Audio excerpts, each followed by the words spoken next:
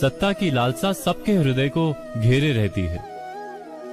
प्रत्येक व्यक्ति अपना एक राष्ट्र निर्मित करने का प्रयत्न अवश्य करता है।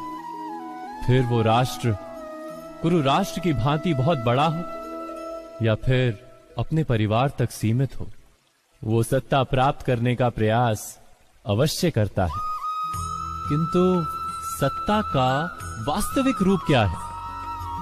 क्या हमने कभी विचार किया है? एक मनुष्य जितने अधिक लोगों के जीवन को प्रभावित कर सके, जितने अधिक लोगों के जीवन की स्वतंत्रता पर अंकुश रख सके, उतनी ही अधिक सत्ता का अनुभव करता है वो। सत्ता का वास्तविक रूप ही है अन्य के जीवन पर स्वयं का प्रभाव। किंतु क्या वास्तविक प्रभाव प्रेम, दया, करुणा और धर्म से निर्मित नहीं होता? जब भी मनुष्य कठोरता और अधर्म से सत्ता प्राप्त करने का प्रयत्न करता है, तब वो दूसरों के हृदय में विरोध अथवा विद्रोह को जन्म देता है। और परिणाम कुछ इस प्रकार। हां, कुछ समय के लिए वो स्वयं को प्रभावी और शक्तिशाली अवश्य पाता है, किंतु वो वास्तविक सत्ता नहीं। यही कारण है कि भृगु और वशिष्ठ जैसे ऋषियों की आज भी पूजा की जाती है, रावण और हिरण्यकशिपु की नहीं। इस पर तो आप विचार अवश्य करें। सत्य कहा ना?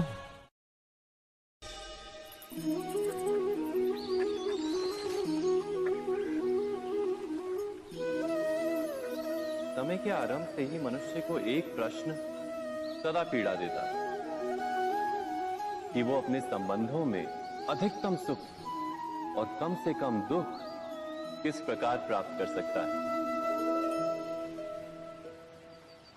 क्या आपके सारे संबंधों ने आपको संपूर्ण संतोष दिया है? विचार कीजिए। हमारा जीवन संबंधों पर आधारित है, हमारी सुरक्षा संबंधों पर आधारित है। इसी कारण हमारे जीवन के सारे सुखों का आधार भी संबंध है। किंतु फिर भी हमें संबंधों में ही अधिकतर दुख क्यों प्राप्त होते हैं? सदा ही संघर्ष भी संबंधों से ही उत्पन्न क्यों हो जाते हैं? कभी विचार किया है? जब कोई व्यक्ति किसी अन्य व्यक्ति के विचार अथवा कार्य को स्वीकार नहीं करता, उसमें परिवर्तन करने का प्रयत्न करता है, तो संघर्ष जन्म लेता है। अर्थात जितना अधिक अस्वीकार उतना ही अधिक संघर्ष, और जितना अधिक स्वीकार उतना ही अधिक सुख। क्या ये वास्तविकता नहीं? यदि मनुष्य स्वयं अपनी अपेक्षाओं पर अंकुश रखे, अपने विचारों को परखे, किसी अन्य व्यक्ति में परिवर्तन करने का प्रयत्न ना कर स्वयं अपने भीतर परिवर्तन करने का प्रयास करे, तो क्या संबंधों में संतोष प्राप्त करना इतना कठिन? अर्थात क्या स्वीकार ही संबंध का वास्तविक अर्थ नहीं? स्वयं विचार कीजिए। दो व्यक्ति जब निकट आते हैं तो एक दूसरे के लिए सीमाएं और मर्यादाएं निर्मित करने का प्रयत्न अवश्य करते हैं। हम यदि सारे संबंधों पर विचार करें तो देखेंगे कि इन सारे संबंधों का आधार यही सीमाएं हैं जो हम दूसरों के लिए निर्मित करते हैं। और यदि अनजाने में भी कोई अन्य व्यक्ति इन सीमाओं को तोड़ता है तो उसी क्षण हमारा हृदय क्रोध से भर जाता है। इन सीमाओं का वास्तविक रूप क्या है? क्या हमने कभी विचार किया? सीमाओं के द्वारा हम दूसरे व्यक्ति को निर्णय करने की अनुमति नहीं देते, अपना निर्णय उस व्यक्ति पर थोपते हैं। अर्थात किसी की स्वतंत्रता का अस्वीकार करते हैं हम। और जब स्वतंत्रता का अस्वीकार किया जाता है तो उसका हृदय दुख से भर जाता है, और जब वो सीमाओं को तोड़ता है तो हमारा हृदय क्रोध से भर जाता है। क्या ऐसा नहीं होता?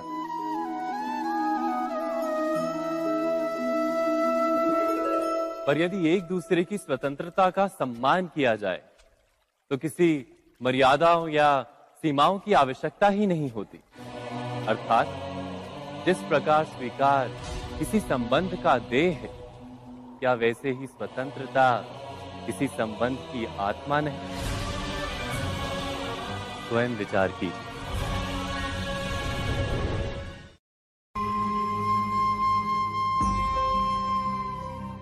प्रत्येक मनुष्य के जीवन में ऐसा क्षण अवश्य आता है जब सारे स्वप्न, सारी आशाएं, सारे दृश्य ध्वस्त हो जाते हैं। जीवन के सारे आयोजन ही बिखर जाते हैं। एक और धर्म होता है और दूसरी ओर सुख। इसी को धर्म संकट कहते हैं। जब धर्म का वहन ही संकट हो और धर्म का त्याग ही सुख हो। विचार कीजिए, कभी किसी स्वजन के विरुद्ध सत्य बोलने का अवसर प्राप्त हो जाता है, कभी ठीक दरिद्रता के समय सरलता से चोरी करने का मार्ग प्राप्त हो जाता है, कभी किसी शक्तिशाली राजनेता या राजा के कर्मचारी का अधर्म प्रकट हो जाता है। सबके जीवन में ऐसी घटना बनती ही रहती है। अधिकतर लोग ऐसे किसी क्षण को धर्म संकट के रूप में जान ही नहीं पाते। हमें किसी प्रकार के संघर्ष का अनुभव ही नहीं होता।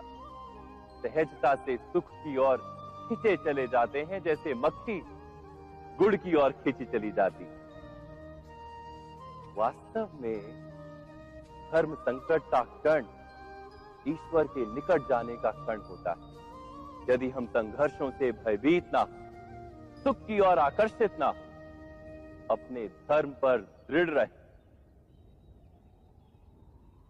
तो ईश्वर का साक्षात्कार दूर नहीं।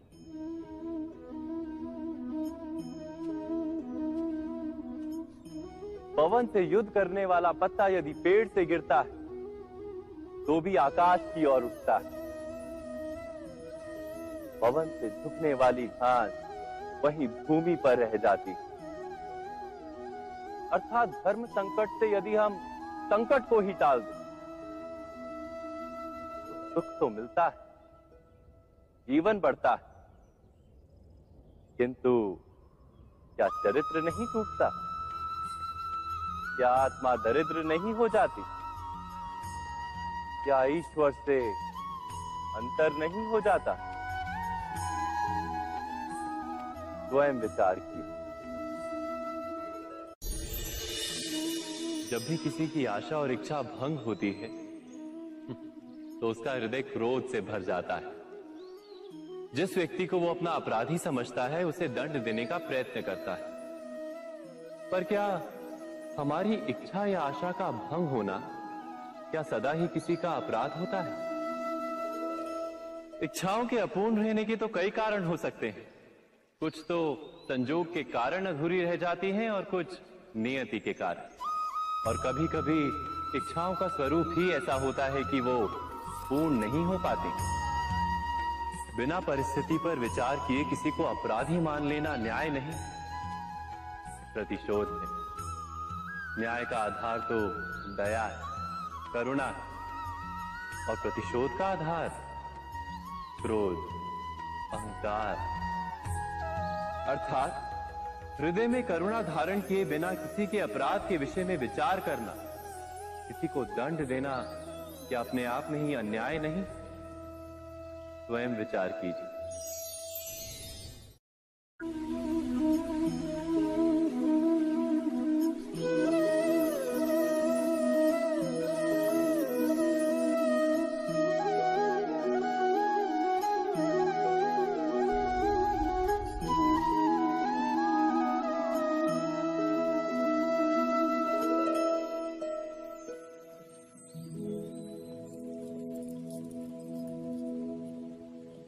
भविष्य के आधार पर सब आज का निर्णय लेना चाहते हैं।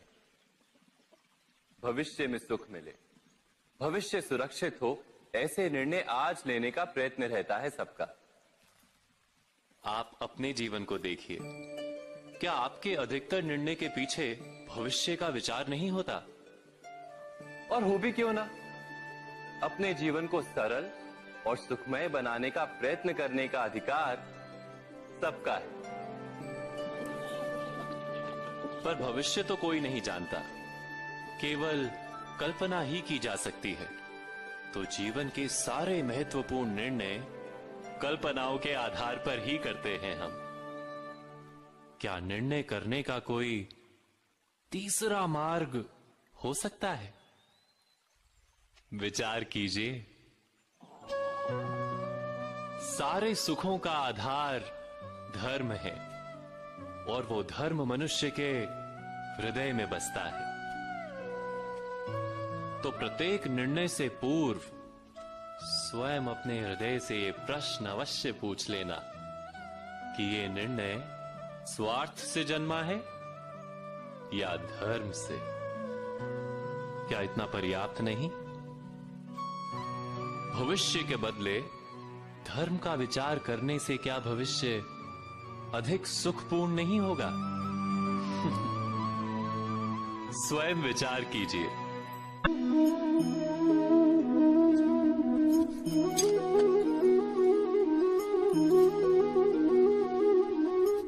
भविष्य का दूसरा नाम है संघर्ष।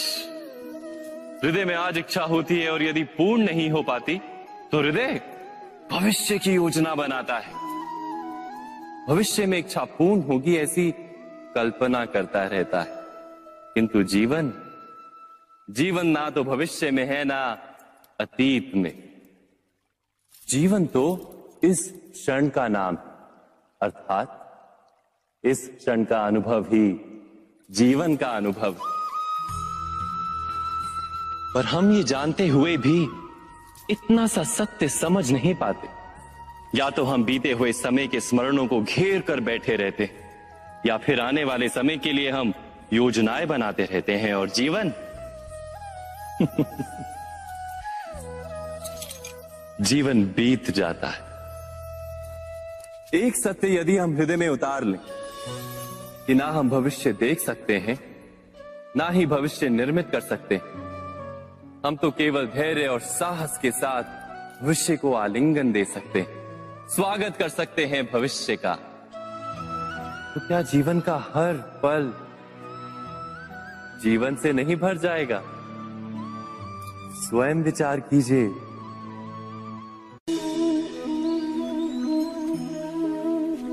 सबके जीवन में ऐसा प्रसंग अवश्य आता है कि सत्य कहने का निश्चय होता है हृदय में, किंतु मुख से सत्य निकल नहीं पाता।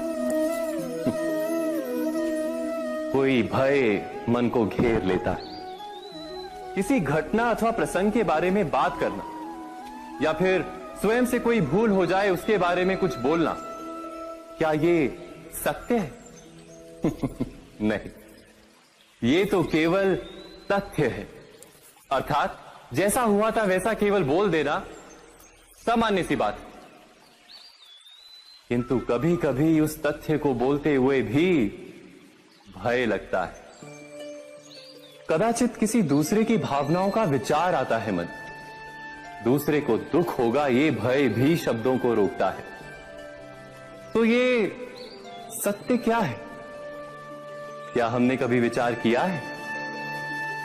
जब भय रहते हुए भी कोई तथ्य बोलता है तो वो सत्य कहलाता है।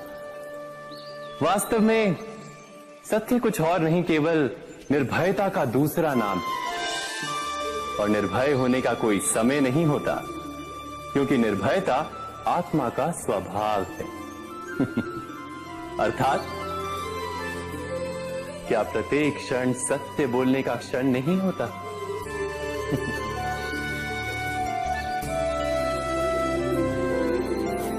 स्वयं विचार कीजिए।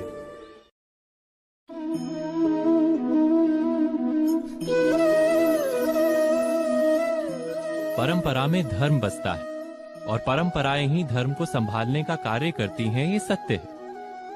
पर क्या केवल परंपरा ही धर्म है? विचार कीजिए। सत्य तो यह है कि जिस प्रकार पाषाण में शिल्प होता है उसी प्रकार परंपरा में धर्म होता है। इस पत्थर में शिल्प है, ये पत्थर शिल्प नहीं। शिल्प को उजागर करने के लिए उसे तोड़ना पड़ता है, अनावश्यक भागों को दूर करना पड़ता है। ठीक उसी प्रकार परंपराओं में धर्म ढूंढना पड़ता है। जिस प्रकार इंद्र पूजा की परंपरा को तोड़कर गोवर्धन पूजा का धर्म ना ढूंढा जाता, तो यादवों को उनकी मुक्ति का मार्ग नहीं मिल पाता। अर्थात परंपरा को पूर्णता छोड़ देने वाला धर्म से वंचित रह जाता है और परंपरा का अंध अनुकरण करने वाला भी धर्म को प्राप्त नहीं कर पाता। कहते हैं हंस के पास नीर क्षीर विवेक होता है। दूध में मिले पानी को छोड़कर केवल दूध ही ग्रहण करता है। तो क्या सच्चा धर्म प्राप्त करने के लिए हृदय में ज्ञान से जन्मा विवेक आवश्यक है? और ऐसे विवेक के बिना जिसे धर्म मान भी लिया जाए, जो वास्तव में धर्म ना भी हो, ऐसा भी तो हो सकता है।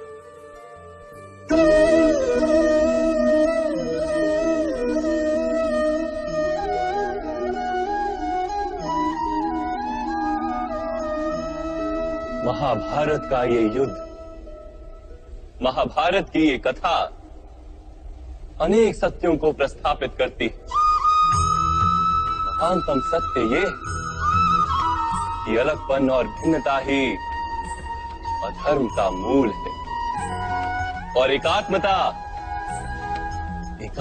ही धर्म का आधार। कैसे? स्वयं विचार कीजिए। मनुष्य का हृदय सुख की आशाओं से, सत्ता और संपत्ति की इच्छाओं से घिरा रहता है सदा।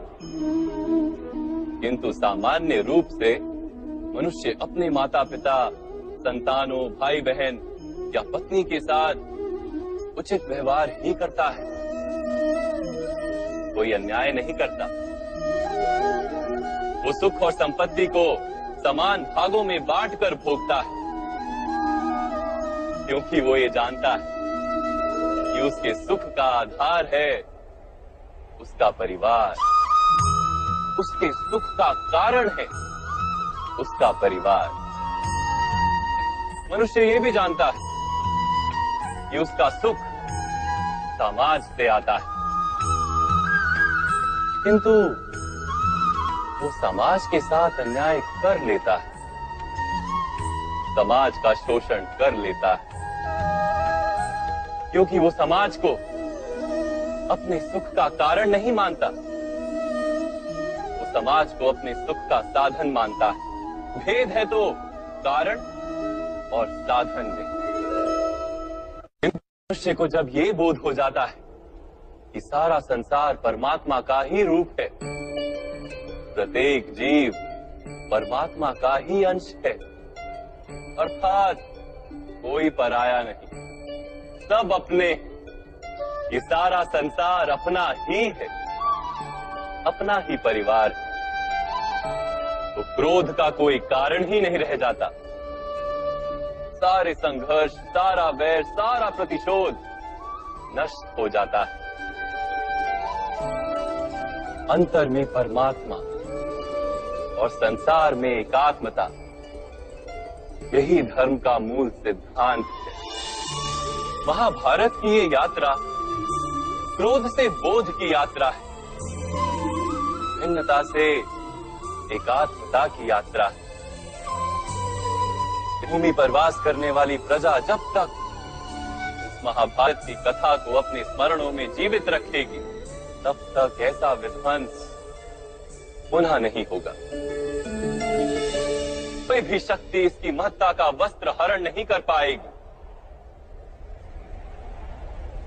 इस यात्रा में मेरे साथ प्रवास करने वालों को मैं अभिनंदन देता हूं।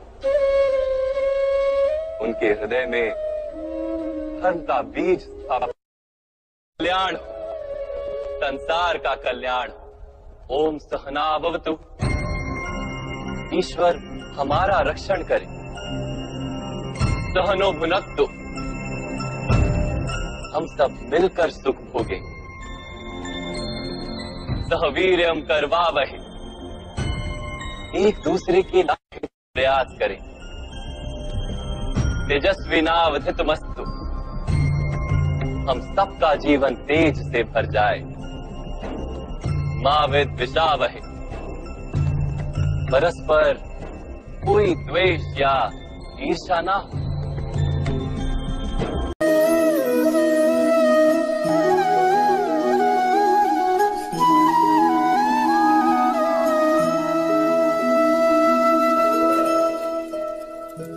जब किसी व्यक्ति को किसी घटना में अन्याय का अनुभव होता है तो वो घटना उसके अंतर को झकझोर देती है।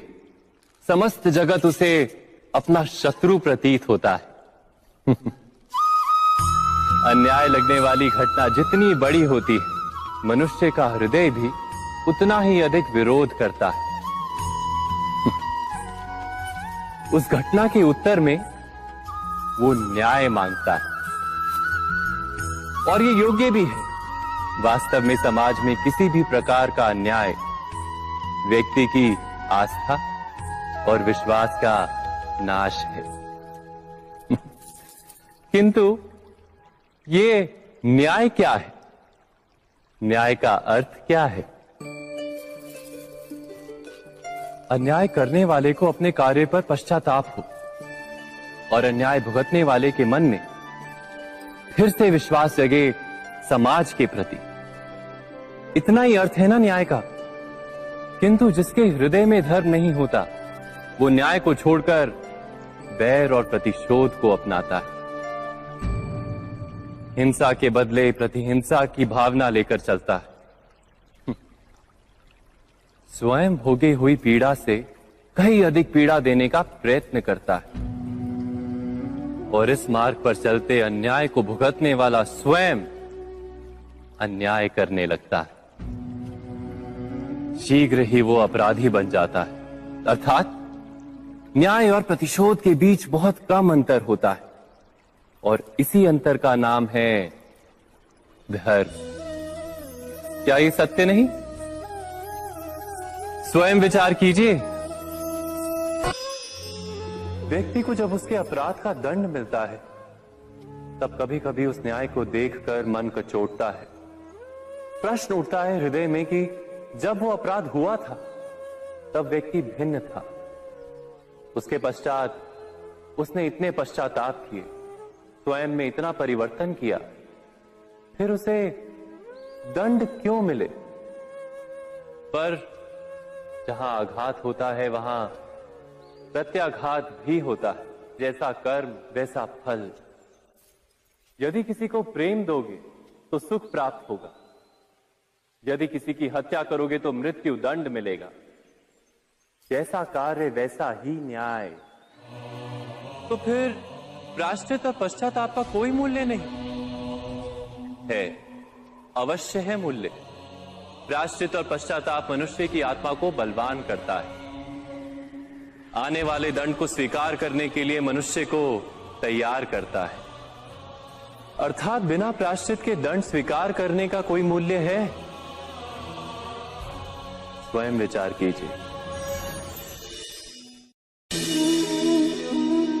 मनुष्य के हृदय में भय का साम्राज्य रहता है सदा।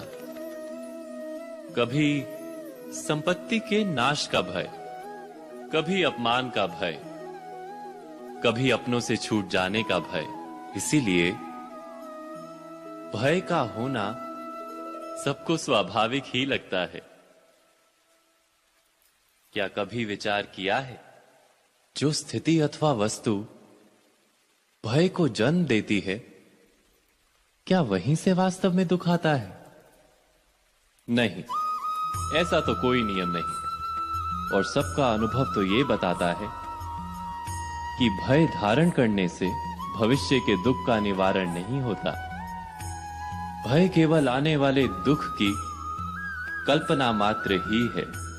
वास्तविकता से इसका कोई संबंध नहीं है। तो क्या ये जानते हुए भी कि भय कुछ और नहीं, केवल कल्पना मात्र ही है, इससे मुक्त होकर निर्भय बन पाना क्या बहुत कठिन है?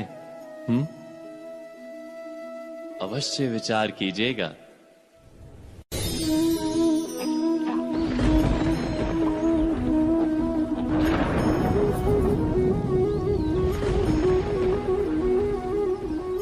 सपनों और पूर्वाभासों के आधार पर हम भविष्य के सुख दुख की कल्पना करते हैं। भविष्य के दुख का कारण दूर करने के लिए हम आज योजना बनाते हैं। किंतु कल के संकट को आज निर्मूल करने से हमें लाभ मिलता है या हानि पहुंचती है, ये प्रश्न हम कभी नहीं करते।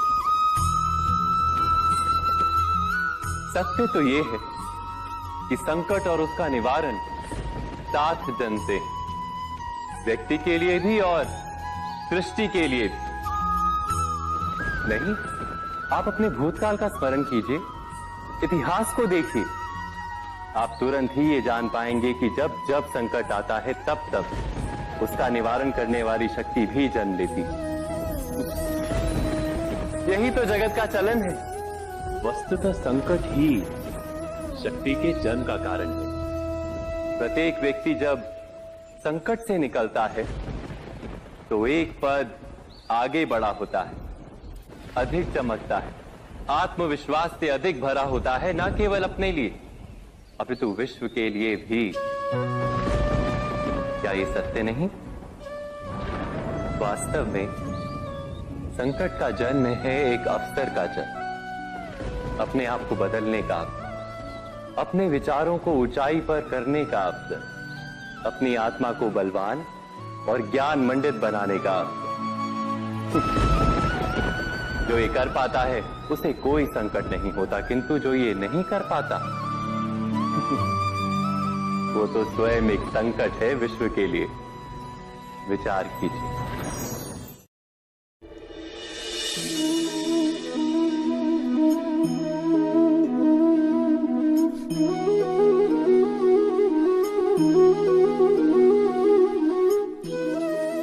जीवन का हर क्षण निर्णय का क्षण होता है। प्रत्येक पद पर दूसरे पद के विषय में कोई निर्णय करना ही पड़ता है, और निर्णय अपना प्रभाव छोड़ जाता है। आज किए गए निर्णय भविष्य में सुख अथवा दुख निर्मित करते हैं, ना केवल अपने लिए, अपने परिवार के लिए भी, आने वाली पीढ़ियों के लिए भी। जब कोई दुविधा सामने आती है तो मन व्याकुल हो जाता है, अनिश्चय से भर जाता है। निर्णय का वो क्षण युद्ध बन जाता है और मन बन जाता है युद्ध भूमि। अधिकतर निर्णय हम दुविधा का उपाय करने के लिए नहीं, केवल मन को शांत करने के लिए लेते हैं। पर क्या कोई दौड़ते हुए भोजन कर सकता है? नहीं। तो क्या युद्ध से जूझता हुआ मन कोई योग्य निर्णय ले पाएगा? वास्तव में शांत मन से जब कोई निर्णय करता है तो अपने लिए सुखद भविष्य बनाता है, किंतु अपने मन को शांत करने के लिए जब कोई निर्णय करता है तो वो व्यक्ति भविष्य में अपने लिए कांटों भरा वृक्ष लगाता है। स्वयं विचार कीजिएगा।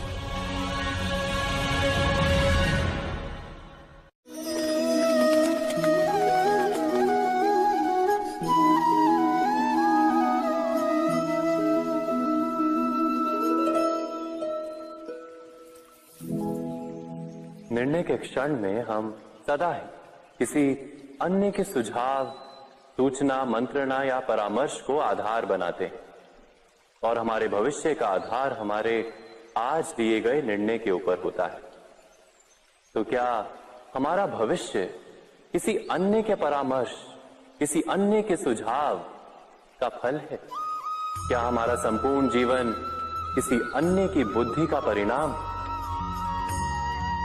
क्या हमने कभी विचार किया है? सबका अनुभव है कि भिन्न भिन्न लोग एक ही स्थिति में भिन्न भिन्न परामर्श देते हैं। मंदिर में खड़ा भक्त कहता है कि दान करना चाहिए, और चोर कहता है, यदि अवसर मिले तो इस मूर्ति के श्रृंगार चुरा। धर्म से भरा हृदय धर्ममय सुझाव देता है और अधर्म से भरा हृदय अधर्म का परामर्श देता है। धर्ममय सुझाव का स्वीकार ही मनुष्य को सुख की ओर ले जाता है, किंतु ऐसे परामर्श का स्वीकार करना तभी संभव होता है जब हृदय में धर्म हो। अर्थात किसी का सुझाव अथवा परामर्श स्वीकार करने से पूर्व स्वयं अपने हृदय में धर्म को स्थापित करना क्या आवश्यक नहीं? स्वयं विचार कीजिए।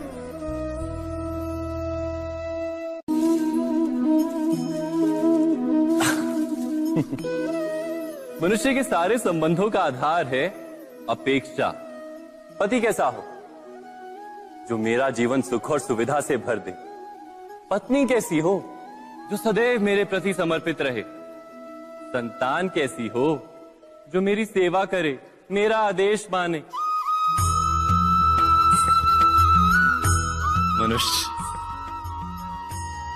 मनुष्य उसी को प्रेम भी कर पाता है जो उसकी अपेक्षा पूर्ण करता है, और अपेक्षा की तो नियति है भंग होना। कैसे? क्योंकि अपेक्षा मनुष्य के मस्तिष्क में जन्म लेती है। कोई अन्य व्यक्ति उसकी अपेक्षाओं के बारे में जान ही नहीं पाता। पूर्ण करने की प्रामाणिक इच्छा हो तब भी कोई मनुष्य किसी की अपेक्षाओं को पूर्ण नहीं कर पाता, और वहां से जन्म लेता है संघर्ष। सारे संबंध संघर्ष में परिवर्तित हो जाते। पर मनुष्य अपेक्षा को संबंध का आधार ना बनाए और स्वीकार करे केवल संबंध का आधार, तो क्या ये जीवन स्वयमेव सुख और शांति से नहीं भर जाएगा? स्वयं विचार कीजिएगा।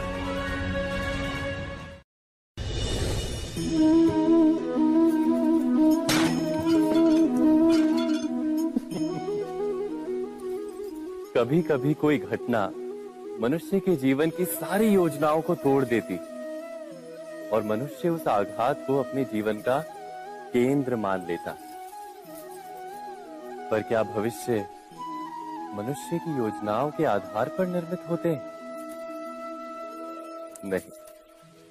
जिस प्रकार किसी ऊंचे पर्वत पर सर्वप्रथम चढ़ने वाला उस पर्वत की तलाई में बैठकर जो योजना बनाता है, क्या वही योजना उसे उस पर्वत की चोटी तक पहुंचाती है?